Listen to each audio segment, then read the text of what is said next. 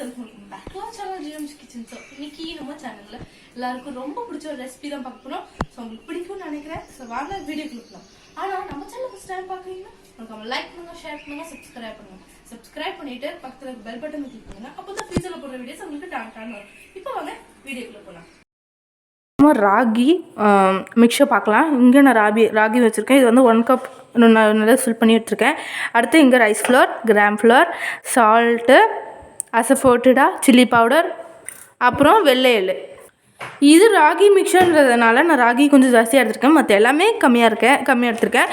நீங்கள் தாராளமாக நீங்கள் வந்து 1.5 கப் கூட எடுக்கலாம்.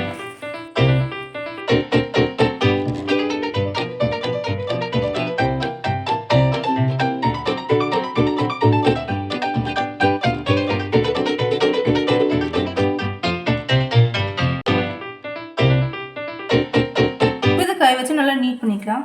இப்போ இது கூட ஹாட் ஆயில் ஆட் பண்ணலாம், சுடு ஆயில். இது கூட நீங்கள் வந்து பட்டர் கூட ஆட் பண்ணலாம், ஹாட் பட்டர் கூட ஆட் பண்ணலாம். இப்போ ஒரு ஸ்பூன் வச்சு நல்லா பிசைஞ்சுக்கலாம். இன்னும் தண்ணி விட்டு நல்லா பிசைஞ்சுக்கலாம். ஆறு இருக்கணும், ரொம்ப கட்டியாக இருக்கக்கூடாது, ரொம்ப தண்ணியாகவும் இருக்கக்கூடாது. இப்படி இருக்கும்போது தான் பிழிஞ்சு விடுறதுக்கு கரெக்டாக இருக்கும். எடுத்திருக்கேன்.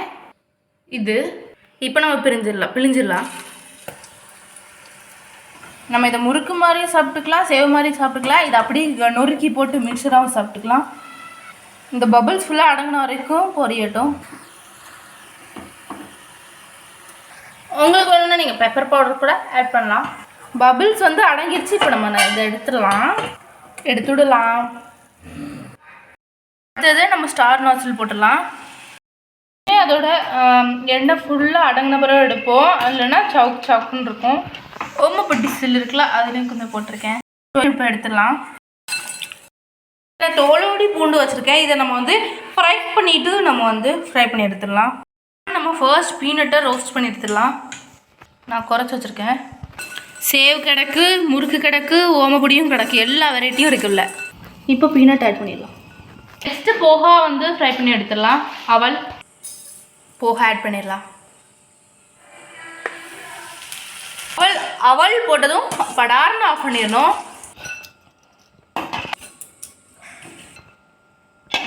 கார்லிக் பாட்ஸை ஃப்ரை பண்ணி எடுத்துடலாம். இப்போ குட்டி பிள்ளைங்களை பக்கத்தில் விடாதீங்க. ஏன்னா அதனால தான் நமக்கு இது பண்ணியிருக்கோம், ஃப்ரை பண்ணியிருக்கோம். இருந்தாலும் விடாதீங்க, ப்ரிகாஷன் தானே. ஸோ நல்லா ஃப்ரை ஆனோன்னா எடுத்துடலாம். இதையும் எடுத்து போட்டுடலாம். ஃபைனலி நம்மளோட கறி லீவ்ஸ் பொரிகடல இருந்தால் போட்டுக்கோங்க. கறி லீவ்ஸையும் வறுத்து எடுத்துகிட்டு நல்லா கிறிஸ்பியாக இருக்குது. ஸோ இப்போ இதை நம்ம டேஸ்ட் பண்ணி பார்க்கலாம். செமையாக இருக்குது. கண்டிப்பாக நீங்கள் வீட்டில் சமைச்சிட்டு எப்படி இருக்குன்னு கமெண்ட் பண்ணுங்கள். நம்ம சேனல் ஃபஸ்ட் டைம் பார்க்குறீங்க லைக் பண்ணுங்கள், ஷேர் பண்ணுங்கள், சப்ஸ்கிரைப் பண்ணுங்கள். தேங்க்யூ ஃபார் வாட்சிங். Tata bye by.